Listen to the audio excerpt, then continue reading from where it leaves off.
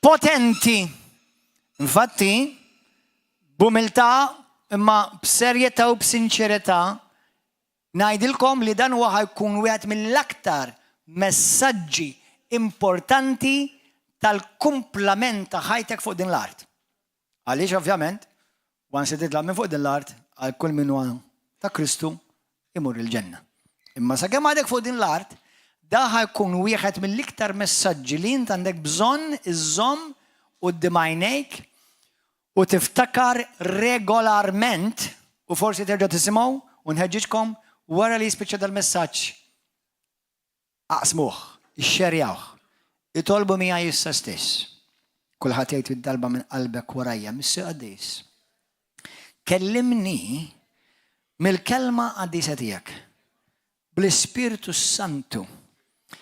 Għatini revelazzjoni mulej biex dak kollu li jien ħanisma' llum jinvidli f'qalbi, ibiddilni u jitrasformani u jkompli jitrasformani fi xbija ta' Ġesu. Spiritu Santu għajjem nar f'qalbi għal-kelma tiegħek u għatini mulej l-erf li għandi bżonn biex dak li jien ħanisma' ngħix fih inwettqu u jixir reali fil-ħajja tiegħi f'isem Ġesu Kristu. Amen. Mark 4, vers 24.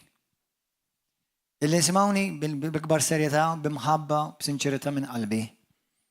Dal-messaġġ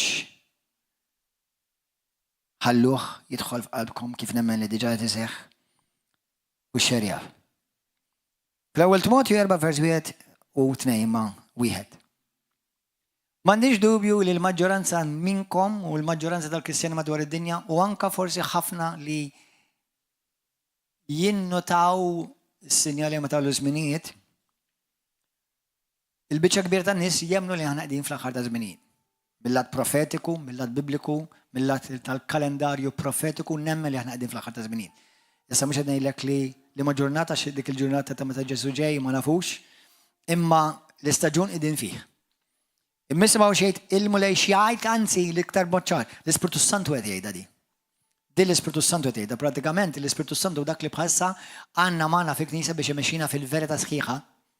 Amen. L-ewwel Timotju 4 vers 1. Issa l-Ispiritu Santu jgħid espressament, jiġifieri b'mod, jiġifieri moħħok hemm qgħod attent u isma' sew. Li fl-aħħar ta' żminijiet li aħna qegħdin ngħixu fihom xi wħud Kristjani, kulħadd jgħid xi wħud Kristjani, jitbedu mill-fidi. Biex titbiet mill-fidi tkun l-ewwel fil-fidi.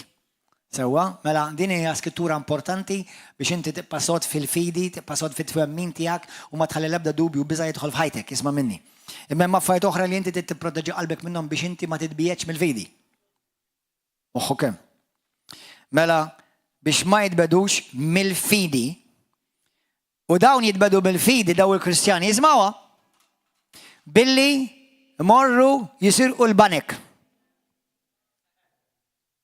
Jitbedu mill-fidi għaliex jibdew jaraw it-television minn filosofa laxija. Le, mhux hekk tgħid. Jgħidlek li titbedu mill-fidi għaliex jieklu ħafna passizzi u pizza u qassatan.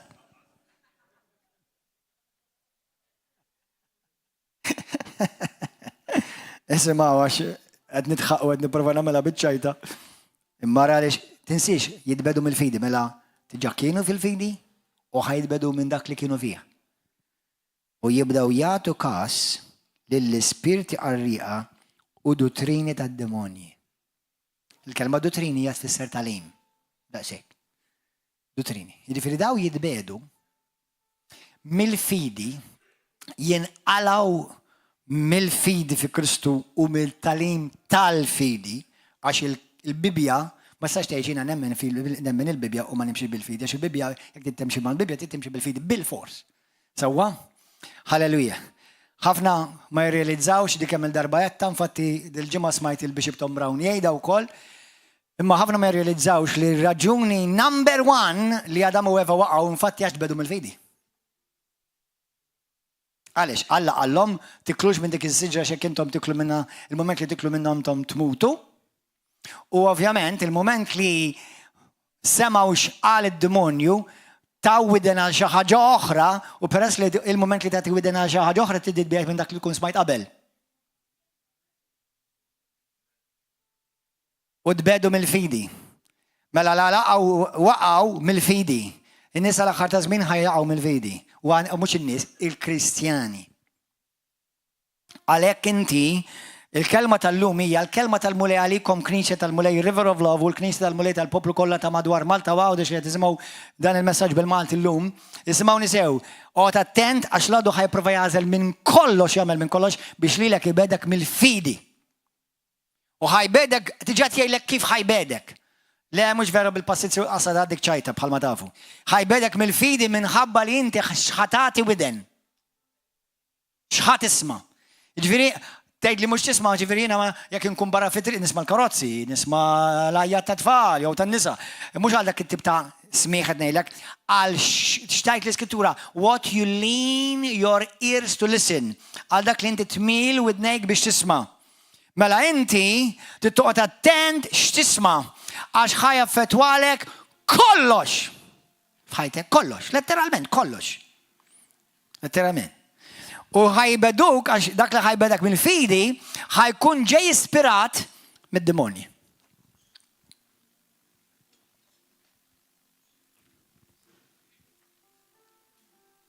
Ħajkun ispirat mid-demonji. Mark kapitlu 4, vers 24, Ġesu jgħidek kara. U għalilhom oqgħodu attenti x'tisimgħu. Mhux oqgħodu attenti x'tagħmlu. Oqgħod attent x'tisma'. Ħa ngħid daqsxejn parantesi għalkemm il-messaġġ mhux fuq hekk imma tajjeb insemmija. Għalhekk inti tittoqgħod attent ma tismax tfesfis, gossip, lajja fuq in-nies huma min huma aħseb ara nistalla. Fuq il-pastor, fuq huk, fuq oħtok, ma tismax lajja. Ma tagħtix widen għal dawk l-affarijiet għax ħajħassrek u ħajbedek mill-fidi. Dik hija parantesi imma importanti li tapplika għażiż aħwa. Amen? Għaliex dan il-bniedem jiżvija il-moment li jibda jisma' vuċi oħra. Jiena u inti aħna suppost innax tal-mulej u nisimgħu l-vuċi tal-mulej. Il-vuċi tal-mulej tinsema eżattament bħal kelma tal-Alla li għandek miktub fuq ejdejk. Fidejk, fuq il-smartphone jew fuq il-Bibja li għandek id-ġo. Amen? Isimgħu nimgħukom hawn. Mela Ġesu qed jgħidu għodu attenti x'tisimgħu għax bl-istess kejli li tkejlu intom jitkejjel magħkom. Prattikament qed jgħidlek skont ma tiżra ħataħsad.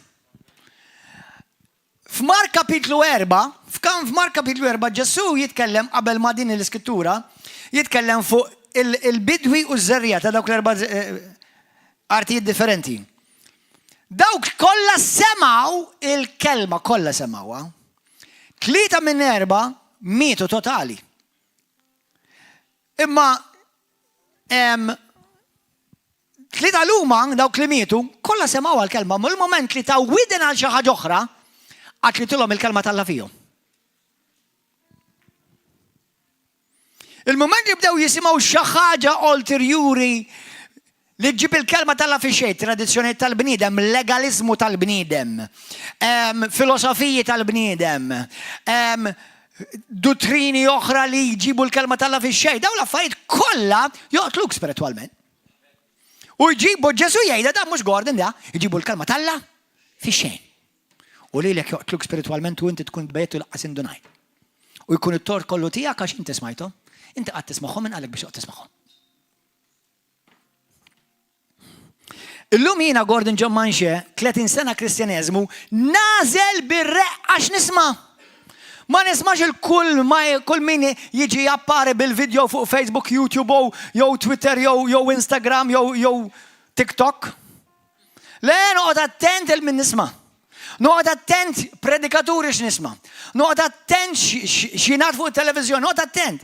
Anke meta jkun hemm programm li jibdew jitkellmu baxx, kliem ħażin. Naqlef ma rridx nisma' dak. Ma rridx. Għaliex dak li ħarisma' ħajibqa' miegħi tul ħajti jsir żerrija ġewwa fik u xi darba ħajsir harvest ħsad. Għodu attenti, jeżez aħwa. Dan huwa għed mill-iktar messaġġ importanti ta' ħajtkom, qed ngħidilkom hekk bis-serjetà ngħidilkom, mhux inti ċajta. Għax kollox huwa marbut ma' x'tisma'. Kollox. Anke ti toqgħod attent x'jgħidulek ċertu aħwa, forsi huwa bli aħwa bel-meaning. U jgħidulek hux mirakli, u Alla m'għadux ifejja, jew nkella jfejja meta jritu. Mela nġust Alla. Le, tgħidli saħ merit ma x'ism iktar. Jiena deċidejt, jiena ħanemmen xejt il-kelma talla. Anke jekk ma narax bajnejja, xorta nibqa' nemmen xtejt il-kelma talla, għax il-fidi diki temmen xejn talla, period.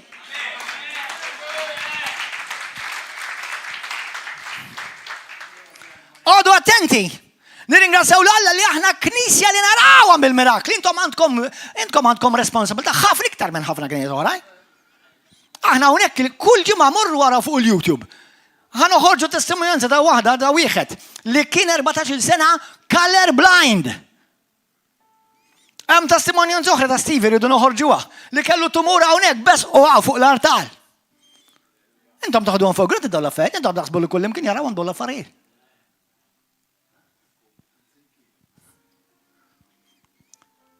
U daw li jkun hawn nisek li raw bajnejhom, issew bidejhom, semgħu bidejhom, imma x'ma naraw xi ħaġa huma mela mhux vera.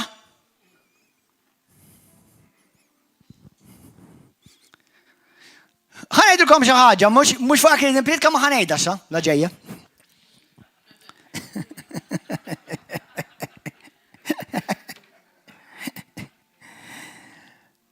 Il-kelma talla ma titbiddel għal ħadd. Imkien fil-Bibja metejlek il-fidi tagħmel l-affarijiet faċli. Il-fidi tagħmel l-affarijiet possibbli. U ma l-fidi titapplika l-paċenzja. Titapplika is-sabar, il-paċenzja, titapplika l-imħabba, titapplika ħafna affarijiet oħrajn bħal ordni divina. Aw ħafna Kristjani ma jarawx ċertu affarijiet għax qegħdin prattikament letteralment f'ribelljoni. Għalhekk illum qed naħseb fuq dik l-iskrittura Ġwanni kapitlu 15, ingħabatkom biex tagħmlu frott li jibqa'. Għaliex mhux qed jibqa' tiegħek? Kapix aħwa? Issa naf li l-għadu jipprova jaqla l-kelma tal-Alla u jattakka kull fejn Kristu huwa msejjaħ u kull fejn Kristu huwa msemmi u kull fejn Kristu huwa molli u glorifikat, l-għadu ħaj jipprova jwaqfu. Nafhem, nifhem dik. Imma jekk inti tkun qed topera b'ċertu prinċipji, ħanejlek il-frott ħatara iktar ta' żgur, 100% ħanejlek. Amen? Mela isimgħuni aħwa. Mela Ġesu jgħidlek qgħod attent. Għaliex mela, bl-istess kej li jkejlu lilkom, bl-istess kej li tkejlu intom jitkejjel lilkom. U jingħatalkom iżjed ukoll. Għax min għandu jingħatalu. U min m'għandux jittaħidlu saħansitra dak li għandu. Ġifieri inti qabel diġà għandek naqra fidi, jew għandek diġà naqra kelma, imma mbagħad tibda tisma' toqgħod attent jekk ma tismax is-sorsi li huma qaddisa sani li ħajbnuk, jispiċċa anke dak li għandek jittieħidlek. Mhix l-ewwel darba u mhux wieħed u tnejn fejn aħna naraw pereżempju niftakar wieħed hawnhekk. Ġie tagħti testimonjanza fejn ġie qal jiena ġejt hawnhekk kursitat biex nara. U veru bdejt nara x'imbagħad taħajtu lil mulej u ġata hawnhekk u ta' testimonjanza qal issa vera sirt nara, sir Kristjan. U niftakar Mario tiftakru niftakar kien inħeles bid-dimoni tgħix kemm qabas kull kien hemm ruxma ta' riġieli żommuħu jinħeles mix-xjaten. U dan mbagħad sar evanġelistu tgħix kien beda evanġelizza. Illum il-ġurnata kollu fil-ħmiex kod-dinja kollha lura mar. Kif jista' jkun ta' esperjenza dak kollu? U inti titbiegħet minn dak. Għana mhux reliġjon jew xi teorija ta' għalhekk Ġesu jgħidilna jiena battilkom l-Ispirtu Santu biex inkom tkunu xhieda biex jaraw. Aħna naraw, aħna mhux biss nisimgħu, aħna naraw.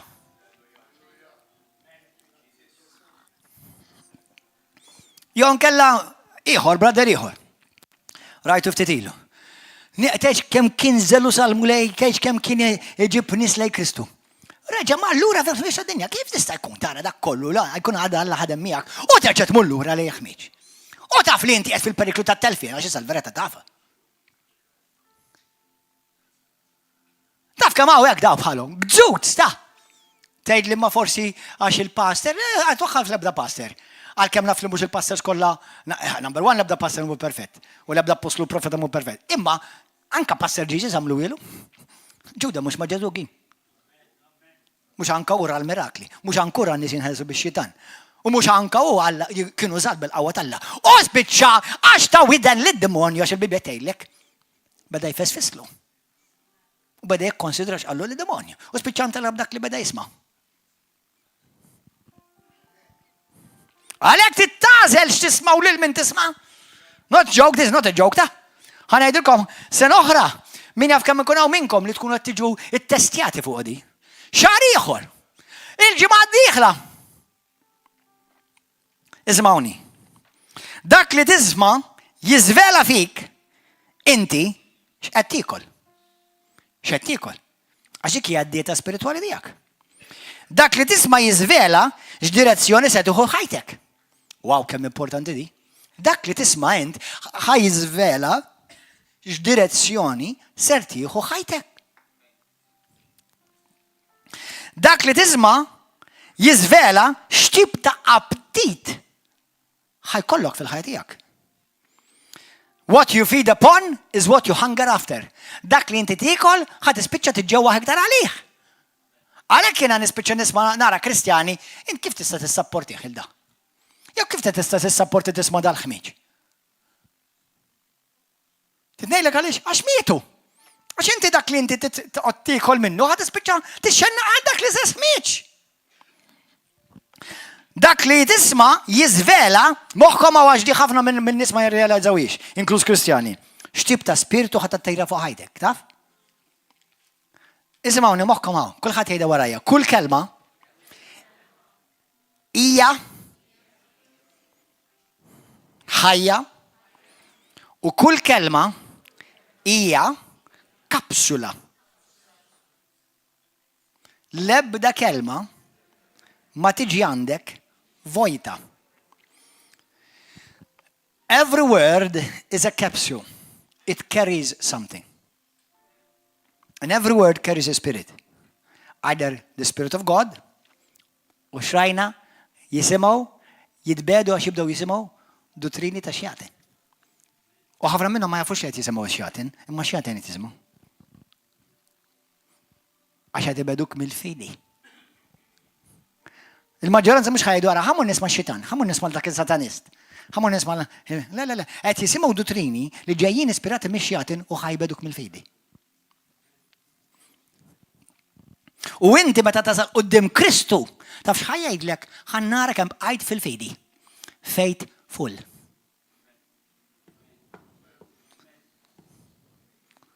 Mhux have doubt and have faith, full of faith, faithful. Qed tisimgħu aħna? Għalhekk qed ngħidilkom għodu attenti għax il-kliem huma containers, kulħadd jgħidha. Il-kliem, il-kelma, sew il-kelma tal-la u sew kliem ieħor ta' għax kliem huma containers. Jiġu b'missjoni fuq ħajtek. Alleluja. Qed taqbdu xi ħaġa ħaża.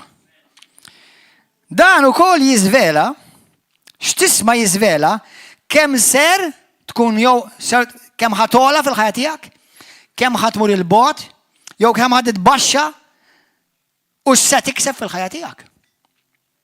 Kollox ħajfetwalek, x'tisma' kollox ħajfetwalek. This is too serious. Don't take this lightly, this is too serious. Għax kollox ħajfetwalek x'tisma'. Ħajżvela fik se tkun qed taħsad fil-futur. Illum jew għada ħataħsad, żgur. L-żerja ġiet miżruha, issa l-missjoni taż-żerja taf x'inhi. Iż-żerja nnifisha taf x'inhi. Li issa għandha missjoni u ħatwettaqha f'ħajtek. Jew tkabbrek, jew toqtlok. Jew tbirkek, jew tisħtek. Għalhekk qogħdu attenti x'tisimgħu. Dak li qed tistabbilixxi jirrevela wkoll x'tisma' inti, dak li tisma' jistabilixxi fik lilek innifsek fih, mela ħanidilkom. X'tisma' jiżvela fik x'ħajġi stabbilit f'ħajtek. Dak li qed tpoġġi fik lilek innifsek jew biex tola, jew biex tikber, jew biex taqa'. Għalhekk is-Skrittura tgħidlek il-kbar jaqgħu, the great have fallen. Kemm rajna? Aħna kemm inna imwaqfin 18 sena din il-Knisja. Rajna nies leaders jaqgħu. Intom li intom diakni, intom li intom qed tagħmlu xogħol pastorali, intom li intom evangelisti, intom li intom xi ministeru. Tgħid sena oħra tkun hawn jew tkun waqgħet. Ftakru fil-profezija tal-31 ta' Diċembru ġej żmien u tiġa twettqet sfortunatament. Imma x'ma semgħux. Għax ma għażlux x'jisema'. Li għaqgħu taċċassawx il-kelma tal-mulej kienet, li għad taraw anka nies li huma kbar fil-mulej u laqqas kont temmel li nifsek kif jista' jkun waqgħda, jew kif tista' jkun waqgħad dik. Għodu attenti, because it all right diġà. Fuq dik business tgħidilkom il-profezija kienet ġej minn Alla. Diġà. Amen. Dak li inti tisma' jiżvela il-ħsad fil-ġejjini tiegħek.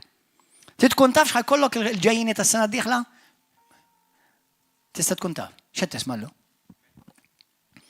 U dak li ħajoħroġ f'qalbek u dak li ħadkun żrajt.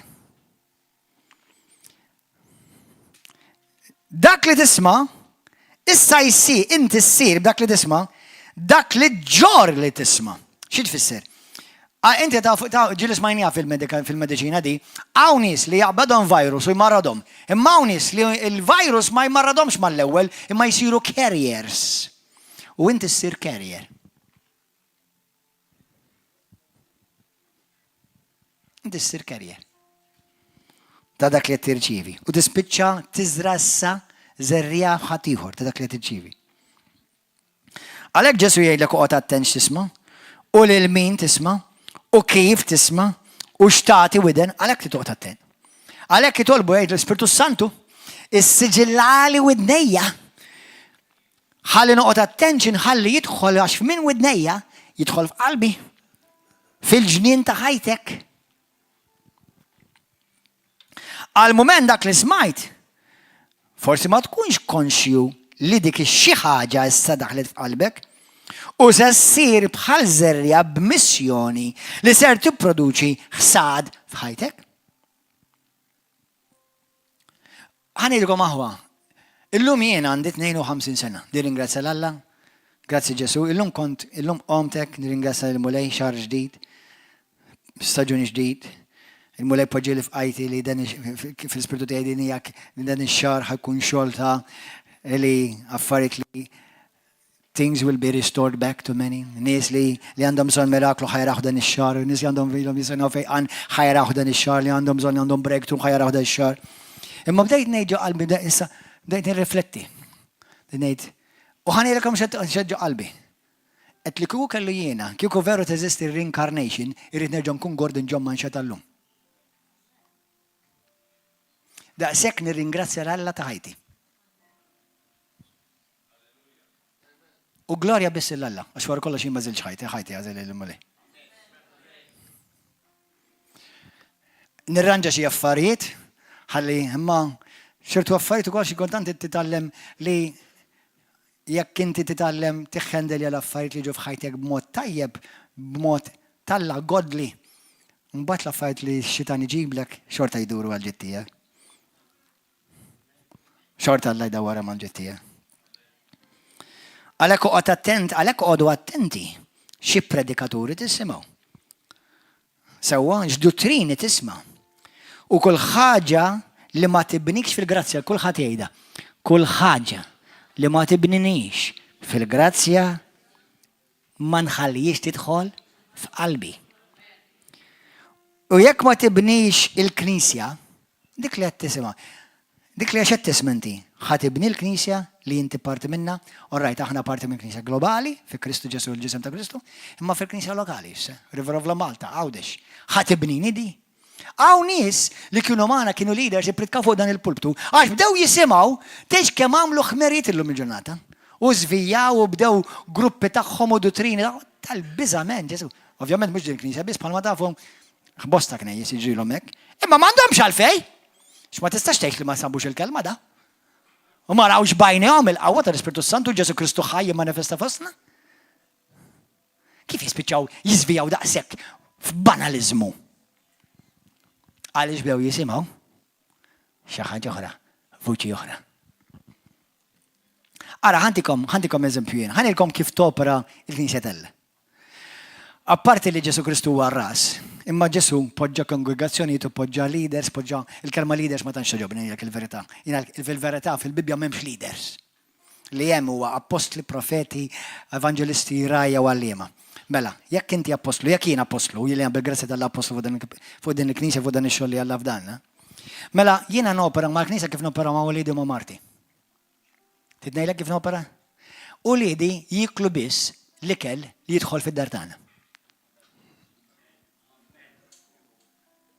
Jiklu biss mill-ikel li issa jaromhom. Jaraw biss l-affarijiet li jaraw missierhom. Jisimgħu biss l-affarijiet li jisimgħu missierhom.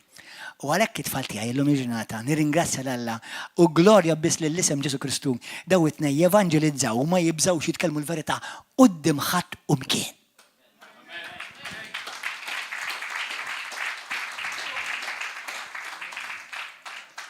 Għaliex, mux bħal xi ġenituri ċwieċ, jina t-tifel inħalih jagħmel li jrid, imbagħad jikber waħdu.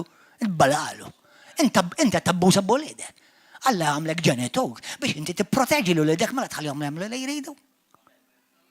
Isa kettejli inti tfajthom fil-ġungla sekk jekk jirnexxielhom għax ikunu ta' u jekk jikluhom u jibilgħuhom. Il-ġenitur huwa responsabbli u jiena ġenitur għal din il-Knisja, ġenitur għal dan il-moviment, missier spiritwali. Mela tiklux affarijiet li ma jkollx missierkom. Ħa ngħidilkom x'nikol, ngħidilkom id-dieta tiegħi. Amen. Tibnix mela dak li tisma' number one, jekk ma jibnikx lilek fi Kristu, tisimgħux. Jekk ma jibnix il-Knisja u ma javvanzax is-saltna Alla fuq din l-art, tisimgħux, tagħtix widan għalih. Għax jekk le mela huwa aktar probabbli li mhux ġej minn qalb tal-missier. Di xi ħaġa li ħafna mill-Kristjani jemmissjaw. Ħafna drabi jiena meta nisma' xi dottrini jew xi tagħlim, nibda ngħid imma dit tirrepreżenta l-qalb tal-missier. I'm gonna tell you brothers, it will help you get straight quickly. Imma tkun taf il-qalb tal-missier l-ewwel.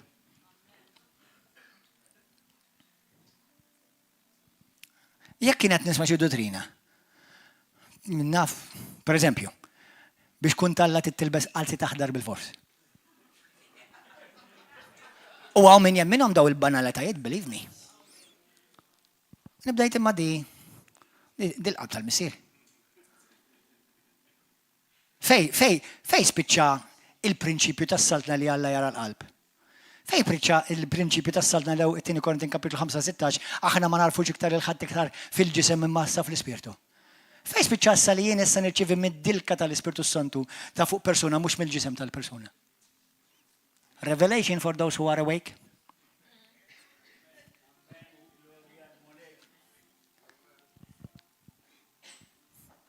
Mela jien nirċivi mir-raġa jew mill-mara, jien nirċivi fid-dilka ta' dak li Alla appoġġja fuq dik il-persuna. Ħanejlkom ma tidux jirċivu minn għandu Gordon, żgur. U laqas kieku ma ġentulkom. Imma minn dak li Alla appoġġja fuq ħajt id-dilka, dak irċievu, dak mhux jiena tajdu lil nifsi dak tajdu li Kristu għalikom għall-Knisja biex tibni l-Knisja. Amen. Għal-morru għaraw, għammeditaw, għakullu għarblu, għaċċunu għaw. ċuwa huwa. Tini kontin 5-16. Għax issa ma narfu iktar il-ħadd iktar fil-ġisem. We no longer recognize anyone in the flesh. Mux dak hekk, mux dak hekk. Mux dak raġi, mux dak mara. Inta rajt.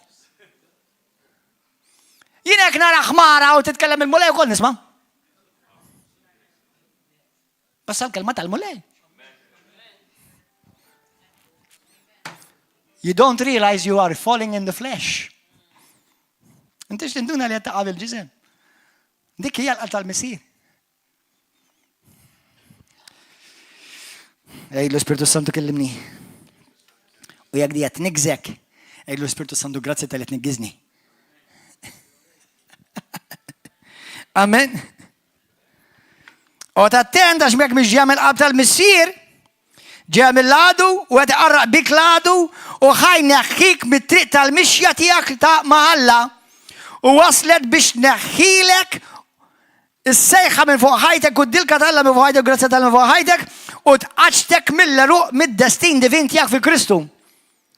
Isimgħuni ħanerġa' ngħidha l-aħħar biċċa. Jekk inti tagħti widen għal dawk dottrini jew smigħ jew sayings jew affarijiet oħrajn mhux biss dottrini ma xi ħaġa.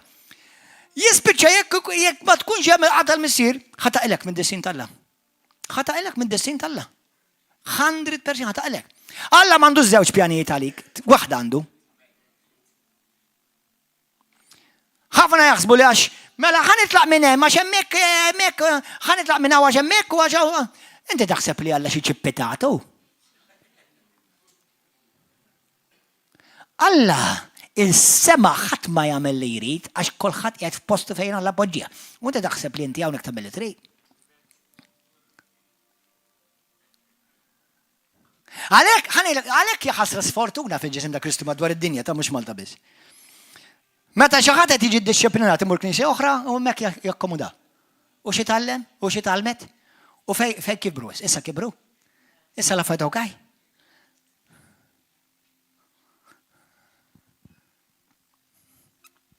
Għaliex ma tirranġax tmur tagħmel affarijiet sew tindem. U tajt li l-ek n-nifsak u kun sinċir mek n-nifsak. Għalix jien ġejt imqaċċat, jew tqaċċat, għalix ġejt imqluħ. Għalix jien id-bejt, għalix jien bdejt sew, kont kontent, kont il-mulejet jużani, kont imbirek. U għalix daqqa wahda ninsabaw, għalix? Għalix inti ma bdejtx l-Alla u l-missirek spirituali. Għax inti ma bdejtx ma oċ attent xis-sisma.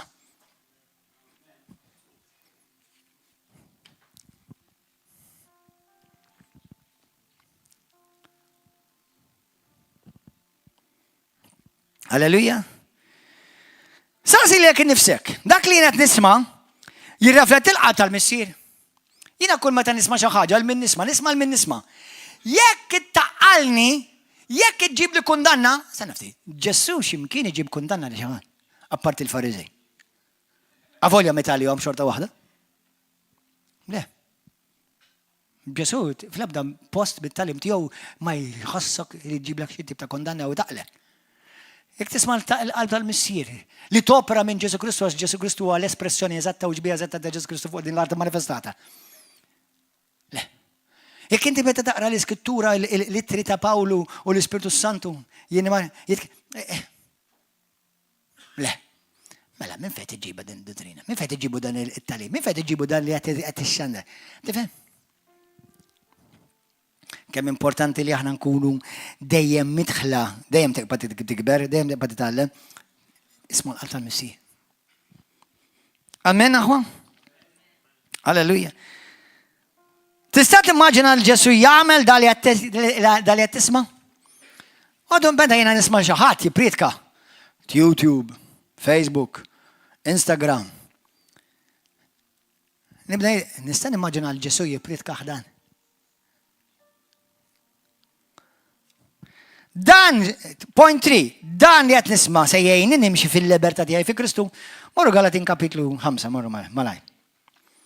Dan li jina għat nisma ħajjajni nimxi fil-libertà tiegħi fi Kristu. Jew qed iġibni skjaf nerġa', qed jerġa' jwaqqani f'kundanna nerġa', meta naf li għall-Kristjan m'hemmx iktar kundanna, m'hemmx iktar condemnation. Għaliex qed inħossni kkundannat u nibża, mela Alla li motivani bil-biża'. Jina il-lulidi niddisciplinom, ma nimmotivomx bil-biża, nimmotivom bil-imħabba. Anzi, għax il-mulejtani ċertu erfu dejjem nitgħallem bħala ġenitur, bħala parent, anke meta ma niddisciplinom, per esempio nipprova ngħidilhom, inti taf għaliex jien, per esempio jiena irrabjajt miegħek hemmhekk, inti taf għaliex jiena per esempio disciplinajtek, taf għaliex not just because Daddy said so, although that's good enough, ma not just that. Għaliex inti dak li kon sa tagħmel, pereżempju, ħadd tweġġa lilek innifsek u ħadd tweġġa l-ħuk, kont taf? Le ma kontx naf ta' Daddy. Għaliex għax id-Daddy peress li tiġa xi ftit snin tiġa qablek, raffajt li inti għadek ma rajthomx imma tiġa rom qablek. Allura mhux biss ngħidilhom stop it, I don't want you to do that. Dik nista' ngħidha u b'awtorità Alla tani dak il-grazzja. Imma mhux hekk biss, ngħidilhom ukoll għaliex jista' jkun li inti ħadd poġġilek innifsek f'periklu meta inti tagħmel ċertu affarijiet u tagħmel ċertu għażliet. L-istess fil-Knisja. Inti meta tġib ċertu żerrija miegħek fil-Knisja, inti taf għaliex hija perikolus, taf għaliex ma tibniex il-Knisja dik. Inti taf li mhux taf għaliex mhux tajba dik għalik. Mhux ġastax il-passer għalek, isimgħuni, jiena il-passer tiegħi, missier spirituali, kull ma jrid jagħmel jgħidluni għafdezziet fuq sob. Imma missier spirituali u passer tiegħi, grazzi l-Ġesu Alla tagħni nies li huma tal-li jgħidmuni għaliex il-konsegwenzi li mhumiex tajbin. Issa għandhom awtorità minn Alla li jsewdu li iqaf stop, tgħidix dik, x'għandax dik. U nieqaf, u jiena rrid nobda l-awtorità ta' fuq u nieqaf. Imma mhux biss hekk, għax huwa missier jgħid li smibni. Inti taf għaliex di ħatweġġak lilek, taf għaliex di mhux tajba għalik. Kapix, missiriet, ek tridu timxu ma' wliedkom. Mhux ġassa xina għal-papa. Biżejjed, imma mhux biss. Tifhem? Inti taf għaliex ċertu talim legalizmu mhux tajjeb għalik. Taf għaliex mhux tajjeb dak li inti tipprattika dak li qed titgħallem, taf għaliex mhux tajjeb. Taf li dak ma jibniex il-Knisja, taf li dak ma jibniex lilek, taf li lek l-għalqek lilek. Ti taħseb li inti dak il-qalb tal-missier.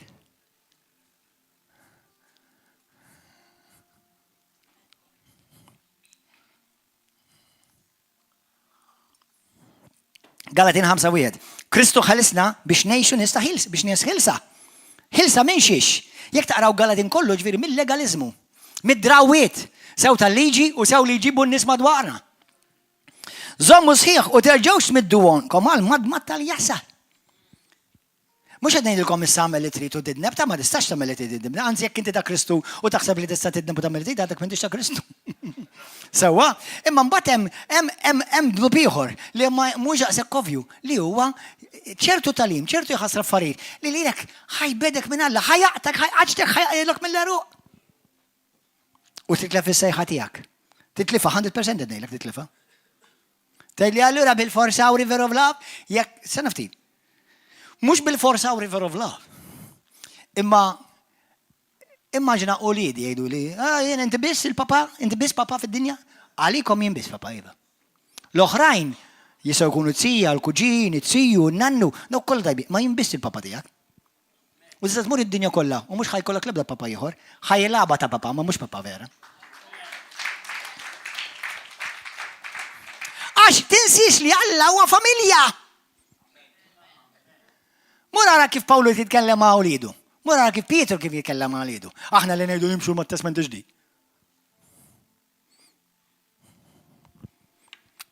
Amen? Importanti, isimgħu għadi, din hija kruċjali.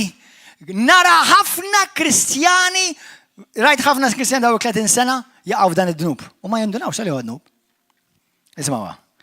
Dan li jiena qed nisma' jew dan li qed nitgħallem, jew dan li qed insir inħaddan ċib ta' twemmin. Dan iġelni nħossni ġewwa fija b'xi mod inħossni aktar qaddis għax nagħmel hekk. Fil-mixja tiegħi ma' Kristu. L-Ingilterra l-Amerika aħna kellna frażi l-Amerika meta konniex l-Amerika. Li kun hemm ċertu Kristjani jibdew jagħmlu ċertu affarijiet li jibdew jaħsbu li issa I am holier than thou attitude. Because for example, because I keep the Sabbath, per esempio, or because I don't eat seashells, per esempio, or because I wear a certain color, per esempio, or because I wear a velo, per esempio. If you feel holier, let me assure you, you're in legalism. Għax inti, ħanida bil-Malti u bil-English, you can do nothing to improve on what Jesus did for you. And if you think you can, you fell from grace. Inti u jiena ma nistgħu nagħmlu xejn biex inżidu mal-fidwa u salvazzjoni kbira li Kristu keseb għalina. Xejn! Zero la x'tilbes, la kif tkanta, la kif x'tib ta' mixja tagħmel, sewwa la x'tiekol, la x'pożizzjoni tpoġġi wara. Ma tista' żid xejn. Xejn. Ħanerġa' ngħidilkom. Jistgħu liedi, l-eżiż uliedi, Ġose u Mikajs, iżidu xi ħaġa biex isiru iktar uliedi. Jistgħu? No, of course not. Immaġina, jgħidli dedi, ħani bda ninkellmek hekk ħalli nkun iktar tifel tiegħek. X'inhi?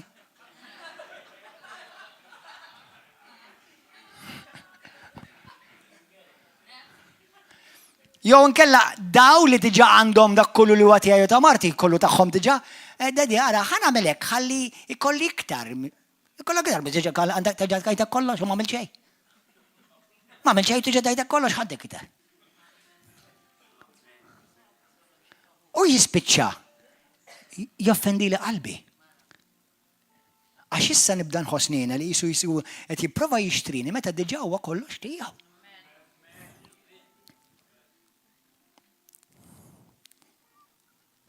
Għalhekk jgħidulhom waqgħu mill-grazzja. Issa x'qed tipprova?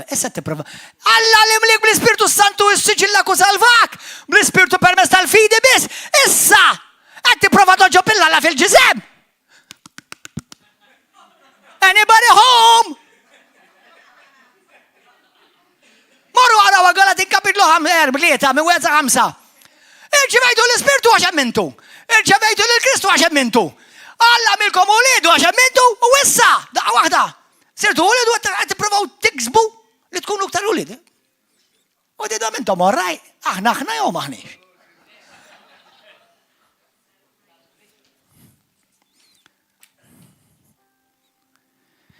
Qed tifhmu aħwa u ħafna drabi jkunu affarijiet tal-ġisem, bis-seta jkunu. Affarijiet tal-ġisem. Tal-ikel, tal-ilbies, tal-ġranet, tal-istaġuni. Sewwa. Aħwa. Wake up. U l-moment li għamilt hekk? Tbett mill-fidi.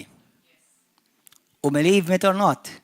Ħafna jaħsbu li duzin ta' xjatin huma li noqogħdu nadaru dan xitan u nkantaw il-Black Mass. Dawn huma duzin ta' xjatin.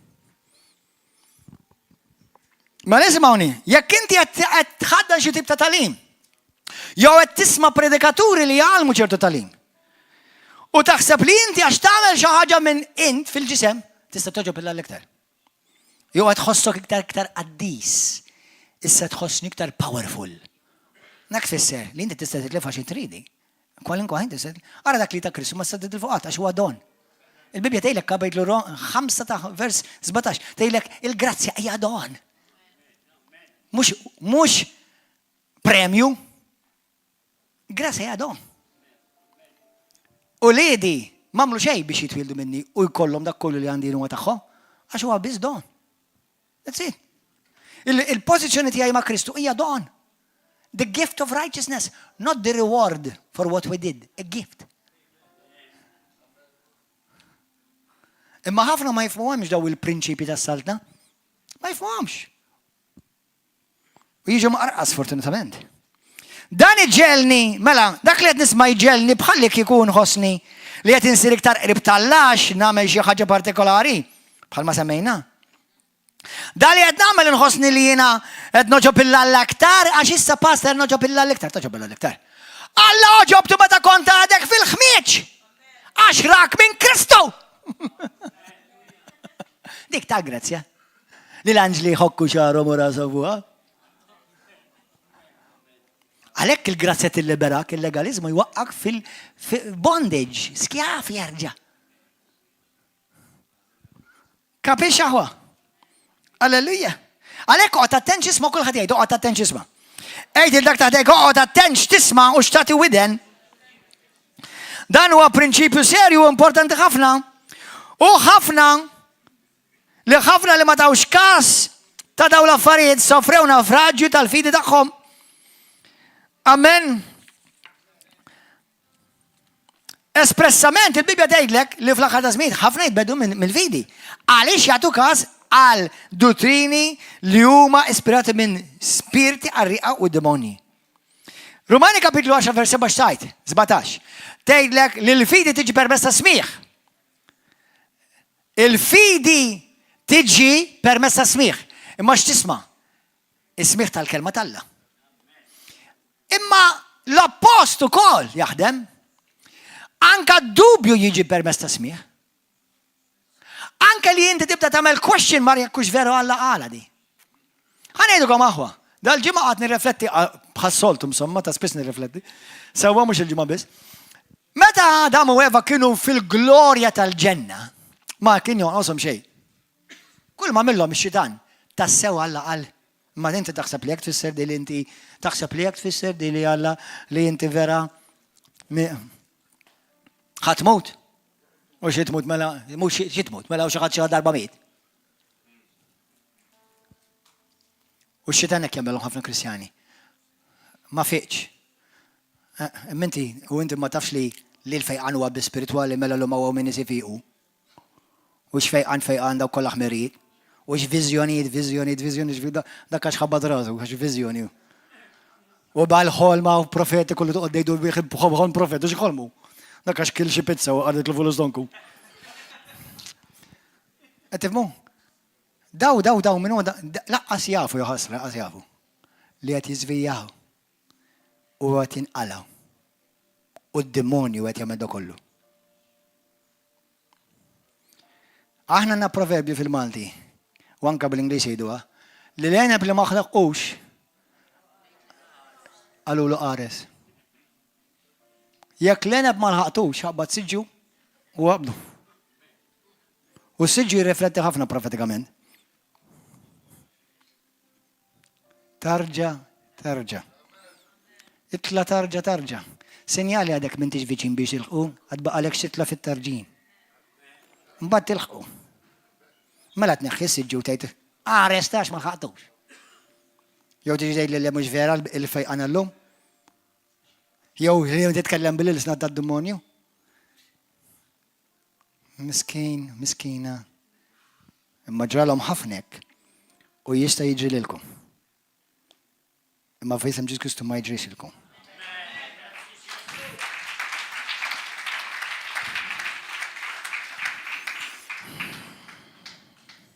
Lord help us. Amen. Mela, ismawni, x'tisma' ħajam fetwak. Jew tisma' l-kelma tal-law tibqa' żomm għajnek fuq il-kelma tal-law tikber fil-fidi, jew nkella il-moment li tħol id-dubju daqshekk ġej taħt is-seta tad-demonju. Ġifieri l-kelma ġifieri paxxejt lix-xitan, dik l-qabilt, paxxejt lid-demonju. Għax hija impossibbli li toġġob bil-Alla mingħajr fidi. That's it. Għalhekk trid tipproteġix tisma' mur Tieni Timotju. Tieni Timotju. Kapitlu 2. Vers 14. F'dan fakkarhom u widdibhom sewwa qudiem Alla li ma joqgħodux jintilfu fit-kwistjoni dwar kliem li ma jiswa għal xejn ħlief biex jagħmel il-ħsara min jisimgħu. Widdibhom mela Pawlu qed jgħid l-Apostlu lill-Pastor Timothy li by the way mbagħad Timotju sar Apostlu wkoll biex intkom tkunu taf. Bħalma studjajna xi ftit ġimgħat ilu jekk Alla rrid il-mulet ingress inkompli dak l-istudju. Mela isma'w, għallu għodu attenti, għajdulhom biex għodu attenti biex ma għodux jintilfu f'ħafna kliem fieraħ li jispiċċaw jizvijom. U jammillhom il-ħsara meta jgħodu jismawh.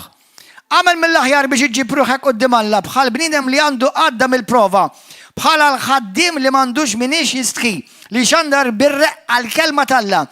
Aħrab itpaċpiċ fieraħ. U ħażin, għax dawk li jitkellmu hekk jibqgħu sejrin mill-ħażin għall-għar. U kliemhom jinfirex bħal kankru. U hawnhekk Pawlu jgħid u minnhom kien hawn dawk minnhom li fosthom hemm Imeni u Filetu li tbedu mill-verità għax tawwiden għal dawn l-affarijiet. Tbedu mill-verità għax tawwidhom. Le jiena ma nismax kollox ta'. Jiena ġieli ntqgħid ma' Kristjani jgħidu li jiena kollox nisma' u mbagħad nagħżel.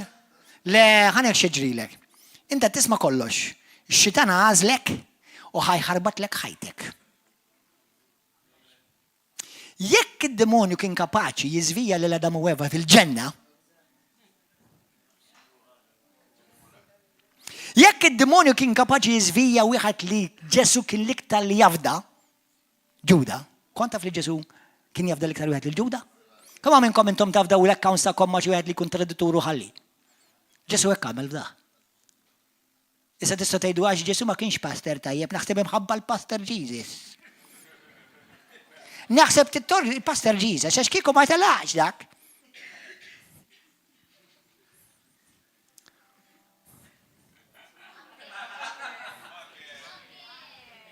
Makke!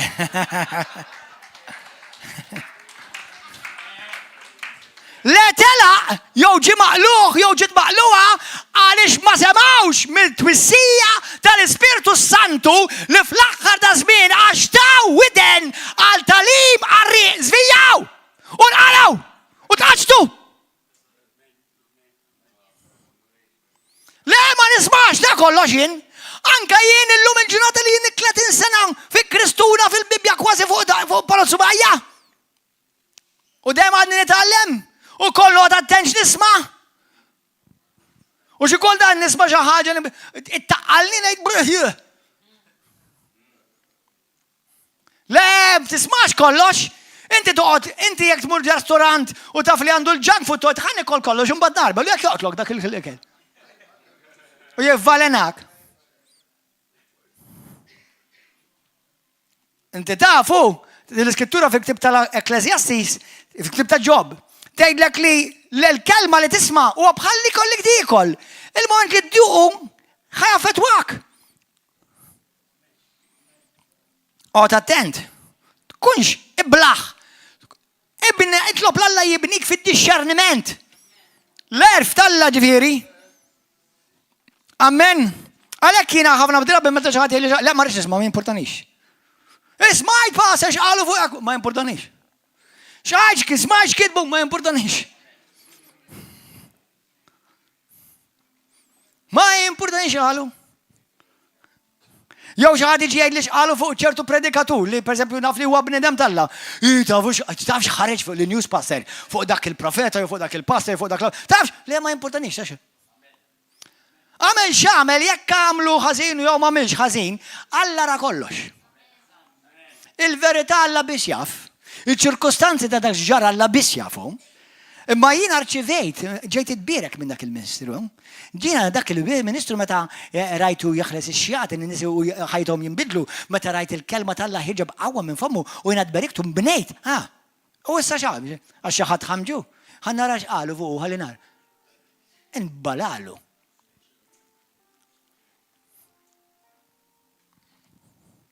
Ek Ġesu għallek, taqra, tfittex il-litzetta taħt kull ħaġa maħmuġa li tisma' fuqha. Jgħidu l-dirty underwear aħra bl-Ingliż, forsi bil-Malti ma tantx nużawha dik il-frażi. Sewwa. Tismax lil kull predikatur? Mela. Morru fl-ewwel Timotju wieħed. Halleluja. Le ma nismax ta' kull predikatur. Imma tgħidli passer, imma taf kemm jipridka tajjeb fuq is-salvazzjoni. Imma inti taf li dak li jipridka tajjeb fuq is-salvazzjoni ċaħħad il-qawwa tal-Ispirtu Santu. Taf li jikkritika nies Alla. Taf li attakkom bisimhom. U taf kemm huwa giddieb u taf kemm huwa ġurdien ta' dranaġġ.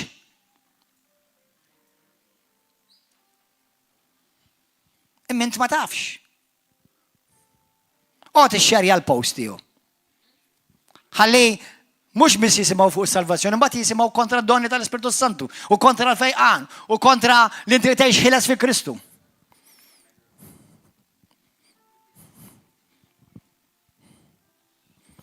Ħanejdlek li kieku kont jiena minn fuqhom li jiena rid nagħti rendu kont għalija, noqgħod ħafna attention xerja li ma mhux niżvija lil xi ħadd. Anka ċertu nies li dex kemm jitkellmu tajjeb fuq Ġesu. Riċenti smajt wieħed li huwa popolarissimu bħalissa, il-mulej birku l-mulej kompli jużah. Imma smajt ċertu dottrini tiegħu belħuni. Qed ngħid li daqshekk ix-xerjajtu sa daqshekk nobis nostrum. Dezzi. Għax da jekk isibu l xi ħadd li qed nipprova nibni fi Kristu u nenkoraġġihom biex jżommu jdejhom fuq għajnejhom biss fuq Ġesu Kristu, dan għamel il-kontra. Da xi ħmerijiet huma, mela daqshekk tixxerja x'iktar. Dan. Mhux ħan iġġudika ħadd jiġġudika l-bniedem Alla biss. U forsi għandu bżonn rivelazzjoni. Bħalma ħanidu hekk, kulħadd aħna kollha kemm aħna nikbru. Sewwa, imma tiġix tippredka li xi ħaġa li għad totalment dawwa ta' quddiem Alla. Bħalma smajt il-da jagħmel dal-povru, il-mulej birku. Jiena ma nsemmix ismijiet bħalma tafu. Għax wara kollox da jiena hawnhekk li ngħidilkom pereżempju fuq Zeppi u jkun hemm Peppiet jagħmel l-istess bħalu. Mela iddixxerni sew. Number 1 tkun taf il-kelma sew. Tkun taf il-qab tal-missier sew. Biex kun kapaċi d-dixxerni se. Amen. L-ewwel Timotju kapitlu 1 qed tieħdu pjaċir iżgħar saħwa. Grazzi Ġesu. Italmu, le ma nismax kollox. Halleluja. Vers 18, din hija Timotju ibni, l-ordni li nħallilek fidejk skont il-profezija li saru fuqek sa minn qabel biex is-saħħa bis-saħħa tagħhom daw il-profeziji tidħol bil-qawwa għat-taqbida tat-tajba. Fidi b'kuxjenza tajba li xi wħud warbu kuxjenza għax warbu l-kuxjenza tfarku fil-fidi. Nafraġju, għamlu nafraġju tal-fidi tagħhom. Mela kulħadd jerġa' jgħidha. Mulej, fakkarni bl-Ispiritu Santu millum sa tmiem ta' ħajti kemm importanti li noqgħod attent x'nisma'. Għax nista' niżvija. Nista' niġi mqarraq. F'isem Ġesu Kristu la tħallinix niġi mqarraq. Grazzi mulej. Tismax lil kull predikatur fuq il-medja soċjali, fuq il-Facebook, fuq l-Instagram, fuq il-TikTok, le, ma nismax. Imma niċċekkja l-background tagħhom. U niċċekkja d-dottrina ġenerali tagħhom biex nara jekk hijiex olistika, jekk hijiex biblika, jekk hijiex apostolika. Mela. Illum il-ġurnata ma tantaw predikaturi tajbin, ringrazzja Alla, li m'għandix għalfejn noqgħod infittex il-ġodda. Number 1 jekk noqgħod nisma' kollha diġà li naf. Amen. Mark 5 vers 35 sa 37 kien hemm wieħed ċenturjun. U da kellu t-tifla tiegħu li marditlu. Marditlu t-tifla tiegħu u mietet. Bagħat il-qaddejja tiegħu biex jgħidulu qabel ma mietet biex jgħidu lil Ġesu ejja d-dar tiegħu għax dar-raġel huwa tajjeb, raġel tajjeb, ejja please mitt idejk fuq it-tifla tiegħu ħalli tfiq. Huwa sejjer Ġesu ġew xi qaddejja minn daru, minn dan id-dar ċenturjun, u qalulu tibboderjax iktar lil-mulej, lil-sidek, għaliex it-tifla tiegħek mietet. U dak kif sema hekk miskin huwa sejjer li d-dar tiegħu l-qaddejja tiegħu jiġu le mietet it-tifla ta'. U daw qalulu tista' ma tiġi xejn għax issa mietet. Ġesu dalleh. Allu, inti qotem. Jiena ħaġa waħda biss irid minn għandek. Kompli hemmen. Tagħtix widen x'qed jgħidu da. Inti xogħolok biss, jiena ħaġa waħda biss nirrikjedi minn għandek. Int ġejt għandi bil-fidi li ħaniġi u ħanfejjaqlek it-tifla. Daw qed iġibulek rapport il-kontra. Ġesu għalhom illa veru, illa m'hemmx tagħmel tolbu għar-ruħa. Le. Li qal dar lej missier qala inti kompli ġiet ħallix id-dubju li għadhom kif żrawlek daw jaffettwalek il-fidi tiegħek. Għaliex ħajkolli bżonn li inti tkompli temmen biex dan il-miraklu jseħħ. Waslu d-dar. U kif waslu d-dar kien hemm dawk li jgħidulu l-bekkejja. Għaw minnom joqodu Malta. Ġew River of Love u spiċċaw bla xogħol. U kif wasal Ġesu, għalihom dil-kommozzjoni kien ġara. Mietet kieku ġejt qabel jaħasres faċejt. U dik mhix mejta dik riqda. Daw imur River of Love, daw kollha fidi, wara ġejja tal-fidi, ġejjin ara basta ġej. Jekk inti fidi misek ġejt qabel jekk inti fidi. Issa ġejt. Ġesu qallhom barra! Aqlaħħom lil barra minn hawn! Aqlaħħom li kaskarom il-barra minn hawn u tħalli xraċċa waħda tagħhom.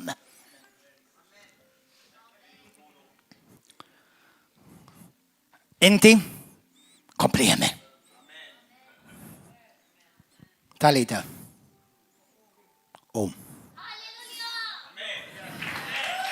Halleluja! Grazie Gesù!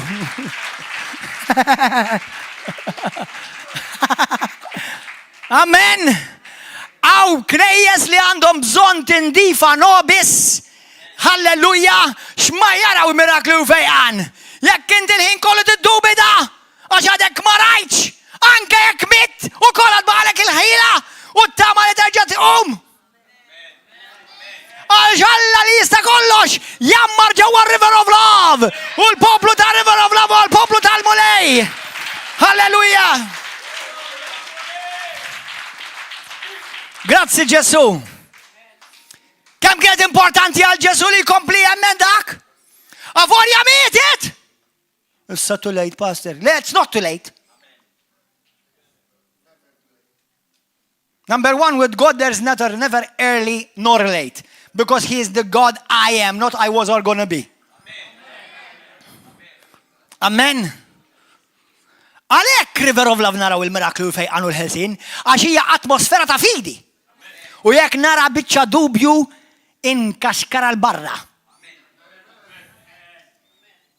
Għaliex la Ġesu għamela ċara fejn m'hemmx fidi ma jistax jopera.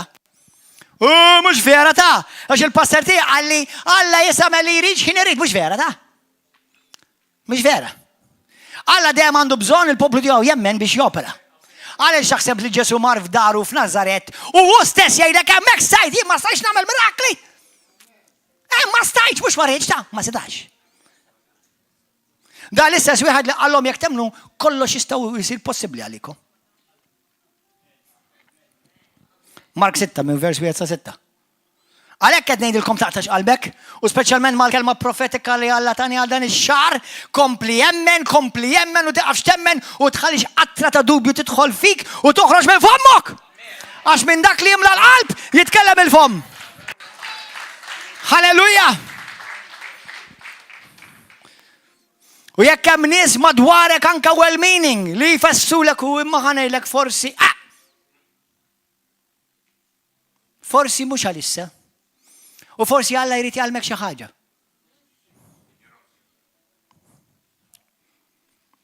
Jiena u inti mhux daw iċ-ċuċati Alla jrid jisma' minnha. Alla taf xi jisma'? Grazzi Mulej inti fidil. Inti fidili l-kelma tiegħek. Inti Alla ta' patt. Inti Alla ma tistax tikdeb. Inti wett mallimni Mulej x'rid nagħmel mill-parti tiegħi biex jiena niġi iktar f'alignment, nippożizzjoni ruħi ħallina nirċievi iktar faċilment u malaj. Għax ovvjament jista' jkun. Iva jista' jkun! Lillum emment u għada dubidajt. Mbagħad emment u mbagħad ġejt għamilt jumejn iddubita. Mbagħad emment u mbagħad għamilt ġimgħa niddubita.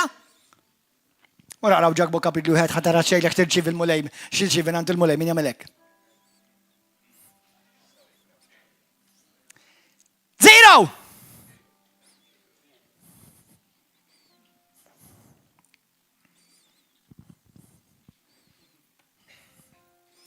Il-mara tiegħi jissib li ġej nirringrazzja lil Alla għal Marjella Ester Manxie. Ħatiġi ħaġġibilkom testimonjanza li ddawrilkom taqilbilkom moħħkom ta' taħt fuq. Mbagħad titlob għalikom jerġgħu postu.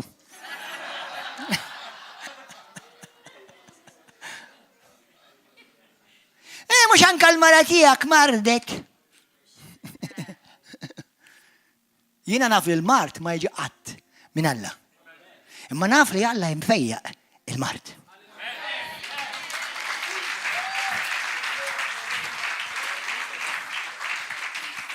Issa dak li Alla għamel ma' Marti mhux fejqan biss. Don't miss next Saturday. Don't miss it. Kam ftakar x'qalet il-kelma profetika. Alla tani grazzja bil-glorja tiegħu għall-glorja tiegħu għall-kabbir tal-Knisja tiegħu. Illum tafuni biżejjed, il-klim profetiku li joħroġ minn fommi seħħ. Kemm il-darba, mhux darba, kemm il-darba. Il-kelma profetika għal dan ix-xahar x'inhi? A time, a month of things that will be turned around. Things will be restored. Restaurazzjoni.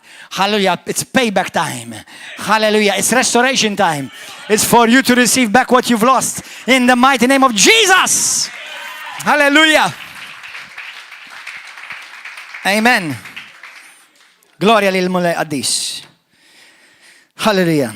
Mela, meta jiena nisma' noqgħod attention nisma' jew x'ħan nisma' l-ħadd ieħor jgħid xi ħaġa. U minuta! Jista' jkun televiżjoni, YouTube, Facebook, Twitter, Instagram u x'inhu? Wow, xaw iktar, ma nafx xaw iktar illum il-ġurnata.